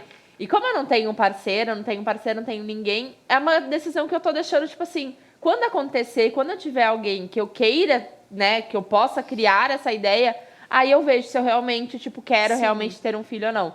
Mas eu sinto, assim, que tem um espacinho vazio dentro de mim, assim, de não ter vivido isso, de não ter sentido esse tesão do parto, assim, sabe? É uma coisa que pra mim tá ali ainda em débito. Lacuna. É, exatamente. Então, por isso que eu acho que eu não consigo decidir se eu quero ter outro filho, se eu não quero, se eu quero viver isso com alguém, se eu não quero. Sim. Mas a única decisão que eu tenho tomada na minha vida é que eu não vivo isso que eu vivo hoje de novo. Isso eu tenho visto, até uma vez a gente já conversou sobre isso, que eu não viveria uma maternidade solo, sem ter um parceiro ou uma parceira, eu não viveria isso, porque nenhuma mulher merece viver o crescimento de uma criança sozinha ou um parto sozinha, porque é muito doloroso, é muito exaustivo. E eu sei que tem muitas mulheres que têm maridos que vivem essa maternidade solo também. Mas tu não ter nunca ninguém pra tu poder gritar é muito desgastante. Eu sei que tu já viveu isso também, né? Então Sim. tu entende muito do que eu falo também. E é por isso que eu te admiro tanto, amiga. Porque, tipo, tu conseguiu entregar um novo olhar pra tua vida. E eu sei que tu teve teus problemas também com o teu casamento, que já é o segundo casamento da Verônica. Então, assim, ver hoje que tu é toda essa potência, toda essa mulher incrível, empoderada, feminista, gata, gostosa, maravilhosa, é tipo assim, é um acalento pro meu coração, assim, sabe? Poder te chamar de minha amiga é mais incrível ainda, sabe? Então eu fico, tipo assim, é muito foda poder ter mulheres muito fodas ao meu lado, sabe? E poder aprender também. E hoje, o dia que a gente tá gravando esse episódio, é Dia da Mulher. E eu queria que a gente pontuasse, amiga, só pra gente já, então, finalizar o nosso programa aqui. Infelizmente, Já? sim, amiga! Pela gente, a gente ficava horas aqui, porque tem muito assunto pra falar. Mas daí a gente vem com a parte 2, daí a gente tem muito assunto pra falar numa parte 2. Mas eu queria que tu falasse de como tu vê o cenário da mulher hoje, em pleno 2022. Sendo doula, sendo mulher, sendo mãe de uma adolescente, sendo mãe de uma criança pequena. Como é que tu vê hoje o cenário que a gente tá vivendo? Respira fundo. Respira fundo. Não vou se esconder. Assim, eu não posso invalidar o que já foi conquistado. Sim. Né? Eu acho que muita coisa foi conquistada. A Maria ontem chegou em casa muito eufórica, que tinha o Dia da Mulher, foi falado na escola. Fofa. E ela me olhou e disse assim, será que o meu pai vai lembrar que é o Dia das Mulheres? E eu disse assim, tenho certeza que sim, filha, mas eu não sei se o pai vai comprar presente, porque, né, não é algo que a gente se troca, que é comemorativo. Ela disse, não, mas se ele fizer meu mamazinho, já é o Dia da Mulher. Aí, de noite, ela falou pra ela chegou e disse assim, mas a minha amiguinha tal disse que amanhã ela vai ganhar flores. Aí eu disse, minha deixa, né? É agora que eu falo. Eu disse, filha, tu sabe por que a gente comemora o Dia da Mulher? Daí ela disse, não. Aí eu disse, bom, vou pegar coisas simples, né, que ela vai entender. Eu disse assim, bom, filha, houve um tempo que a gente não podia dirigir carro. Tu lembra que tu disse pra mamãe que tu ainda tá em dúvida se tu quer ser bombeiro ou ser médica? Houve um tempo que a gente não podia estudar. A gente não podia ser bombeira, não podia ser médica, não podia ser dentista, não podia ser nada. A gente tinha que ficar em casa. Daí o pai dela ouvindo disse assim, minha filha, e houve um tempo que o marido era escolhido pela família. Tu não ia te apaixonar por ninguém. Existia uma troca de dinheiro para casar.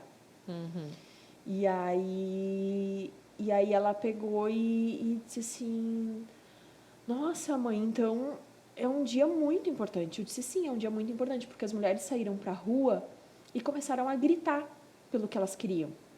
Acho que vou começar a chorar de novo. Ai, que coisa. E o que eu posso te dizer, minha filha, é que a gente ainda tem que gritar muito.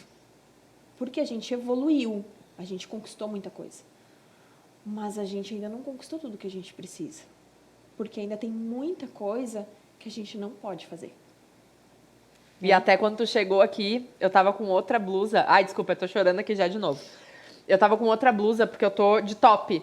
E eu vim pra cá com carro de aplicativo. E eu tava com uma outra blusa e eu falei pra ver ele, deixa eu tirar minha blusa, porque eu não tenho coragem de andar num carro de aplicativo de top. Eu não consigo. É uma coisa que o cara vai me olhar e isso já é uma grande fala. E falar isso pra minha amiga, que é feminista, assim como eu, falar isso no Dia da Mulher, é dolorido pra gente. É dolorido. O dia que eu larguei a Helena, teve um dia que eu larguei ela na estação de trem, que ela ia encontrar o namorado. E quando ela desceu do carro, eu olhei, ela tava com shorts. Meu coração gelou. Eu sempre penso também. Meu coração gelou, sabe? E eu disse, cara, que merda que a minha filha não tem direito de usar um shorts. Porque ela vai ser objetificada, ela vai ser invadida. Podem não encostar nela, mas os olhares vão invadir ela, né? E aí eu trabalho com mulheres que são silenciadas, né? Tem mulheres que eu atendo ainda que vivenciam situações no qual elas escutam que elas não podem gemer na hora de parir. Que elas não podem fazer barulho, que elas não podem fazer fiasco, né? Ou que elas não são capazes. Então, assim, a gente evoluiu, a gente mudou muita coisa, Mas o trabalho é tão lento ainda e tem tanta coisa para acontecer. E aí eu quero deixar uma questão aqui que eu vivo muito, tá, Pamela? Eu sou uma pessoa que, em função do meu trabalho e por eu ter ficado 4 anos na frente de uma associação, né, eu era da diretoria da Associação de Doulas do Rio Grande do Sul, eu precisei me envolver politicamente. Sim. E era uma coisa que eu não gostava, porque eu venho de uma família política. Meu tio foi prefeito de uma cidade, foi vereador, minha tia foi secretária de educação. Então, assim, eu vivi na minha infância em comícios. E aí, quando eu cresci, eu me distanciei disso. E quando eu fui para a associação, eu precisei entrar em gabinete de vereador, em gabinete de deputado. Eu precisei ir para a Câmara de Vereadores assistir votação, né, de lei de doula. E aí, quando eu fui assistir votação de lei de doula, tu precisa assistir todo o processo ali, né? E tem outras coisas sendo votadas. E aí eu vi coisas sendo votadas no meu município que eu fiquei chocada. Que eu disse, gente, cadê a população aqui para impedir essa votação? Isso aqui está acontecendo aqui, ninguém está aqui. Então, esse é o primeiro, eu acho que é o passo crucial. A mulher vai ter que parar de se colocar nessa posição de eu não gosto de política. Exatamente. Porque tudo é política. Tudo é política. Tudo é política. E as coisas só vão avançar dentro da política. Os direitos, eles só vão acontecer dentro da política, né? Então, assim, quando a gente foi votar a lei da doula em São Leopoldo, por exemplo, eu e algumas colegas, a gente tentou juntar o máximo de mulheres que tinham parido conosco, que a gente tinha atendido, para ir no dia na sessão da Câmara. E, assim, na hora que se abriu a votação, todas se levantaram com os bebês na frente. Nenhum Zé Mané teve coragem de votar não. Entendeu? Porque eles olharam para aquele auditório, aquele bando de mulher, assim, com os bebês, assim, olhando em silêncio. Ninguém falou nada. Nossa, eu tô toda arrepiada. A gente não falou, a gente não botou cartaz, a gente não fez nada. A gente só ficou em silêncio, olhando do tipo, estou te observando. Nossa, é o meu direito. Foi unânime. Nós aprovamos por unânime. Só que daí nós temos a lei em Porto Alegre, já foi barrada 2 vezes. Porque a mulherada não vai lá fazer pressão. Só que assim, quando a gente vota a lei da doula, na verdade é um direito das mulheres, não é meu. Exato. Porque se eu não puder entrar no hospital, eu atendo igual. Eu trabalho igual. Sim. O meu trabalho não é prejudicado. Mas a mulher é prejudicada. Porque ela perde, porque ela tem que se despedir de mim na porta. Só que daí quando a gente anuncia nas nossas redes sociais que vai ter uma votação de doula no município X, as mulheres não vão lá. Porque elas acham que aquilo não importa para elas. Então, quando a gente fala de feminismo, a gente tem que entender que a gente precisa ocupar todos os espaços. Todos. Todos, sem medo. E é por isso que eu fiquei tão feliz e tão orgulhosa da minha filha quando ela fez um vestibular para um curso que provavelmente ela não vai ter nenhuma colega mulher. Provavelmente. Para quem não sabe, a minha filha vai fazer engenharia física. Foda pra caralho. Nerd é ela, né? E a gente vai batalhar a NASA. Eu disse, minha filha, avisa a NASA. O mínimo. É o mínimo. Mas, enfim, por quê? Porque ela tá ocupando um espaço. Sim. Ela tá ocupando um espaço, né? Então, assim, a gente precisa olhar para nós mesmas enquanto... E, assim, isso vale para qualquer mulher. Não importa. Se tu não trabalha fora, tem algum espaço que tu pode ocupar. E dizer, isso aqui eu posso fazer. Isso aqui eu sou capaz. Né? Então, eu acho que tem muita coisa para ser conquistada. E é nos pequenos detalhes, no dia a dia, sabe? Que a gente vê as coisas acontecendo. O patriarcado tá em absolutamente qualquer lugar que a gente olhar, ele tá ali. Ele tá ali. E eu tenho... Para quem ainda talvez esteja aqui, não me acompanha no meu perfil no Instagram, que é Puglarge, toda sexta-feira a gente tem um Sextou com Fofoca, que é o momento onde eu abro para perguntas para maiores de 18 anos, né? Perguntas picantes, enfim, eu abro a minha vida, mas justamente para falar de coisas que são tabu, para falar sobre sexo, para falar sobre masturbação. E agora eu tenho, toda sexta-feira eu vou ter agora a parceria com uma loja que vende sex toy, que é a Pleasures Power. Maravilhosa. E é uma coisa, tipo assim, cara, é tão incrível eu parceria poder... dessa não aparece pra mim. Ai, amiga, sério, eu tô assim, ó, emocionada. Gente, eu trabalho com o sexual das mulheres, eu também quero umas parcerias dessas. Poder passar review agora de vibrador é a minha profissão agora. E as mulheres casadas também têm que ter os seus brinquedos. Exatamente. E é isso que eu tenho visto, sabe? A quantidade de mulheres, eu boto enquetes lá pra justamente saber quem usa, quem não usa, quem acha que é besteira, quem não acha. E a quantidade de mulheres que acha que é besteira, sabe? De conhecer o próprio corpo. Mulheres que não sabem o que é um orgasmo. Mulheres que não sabem, sabe, a potência que elas têm, Pamela, tu sabe? já fez enquete de masturbação? Já? Quando eu fiz A uma enquete... maioria não Eu sabe. fiz uma enquete assim, você já se masturbou? O número de mulheres que responderam não É muito foi doido. Gritante. Eu tenho amigas que eu jurava que eram super bem resolvidas. E não tem nada. Elas não sabem se masturbar, elas não têm um vibrador. Eu falo, gente, mas como assim? Me explica. E aí, tu percebe que assim, como é que a mulher vai ter coragem de parir? Exatamente. Se ela não conhece o corpo dela. Exatamente. Porque nos disseram que era sujo, nos disseram que era isso, que era Exato. aquilo. Então, assim, eu tenho visto muito o meu trabalho desse lugar de, tipo assim, eu vou ensinar as mulheres o básico. Eu te comentei, eu quero muito abordar mais sobre política, sobre direito das mulheres, mas é algo que eu também não tenho conhecimento, eu não tenho domínio nenhum. É uma coisa que pra mim é difícil, porque a gente tem aquela crença limitante de que política é sujo, de que política é isso e aquilo, e a gente sabe que de uma certa forma é, mas se a gente não souber pelo menos o mínimo, a gente não vai chegar em lugar nenhum. Vai continuar sendo sujo. Exatamente, Se a vai gente não continuar ocupar assim. os espaços e não entender como é que ela funciona, como é que é a Exatamente. dinâmica, e eu aprendi muito na associação, inclusive com uma colega minha, que era a presidenta, e ela tem uma vivência política, e eu aprendi muito do jogo. Muito do jogo. Tipo assim, tá, não é só votar uma lei. Aham. Quando tu quer botar um projeto de lei lá, tu vai ter que conhecer cada um dos vereadores ou cada um dos deputados, entender quais são as bandeiras daquele cara ali, o que ele levanta, e tu vai ter que convencer ele a votar no teu projeto. Então, assim, é muito difícil, é chato em alguns momentos, Sim. é chato, mas é a nossa vida que tá na mão dos caras. Exatamente. Então, assim, se a gente não ocupar, vai continuar sendo sujo. Vai continuar um monte de raposa velha Decidido pela gente. decidindo pela gente. Exatamente. Então, assim, é um lugar que eu quero muito entrar nesse ano, assim, sabe? Um lugar de, tipo assim, mostrar para as mulheres que sim, elas podem fazer o que elas bem entenderem da vida delas.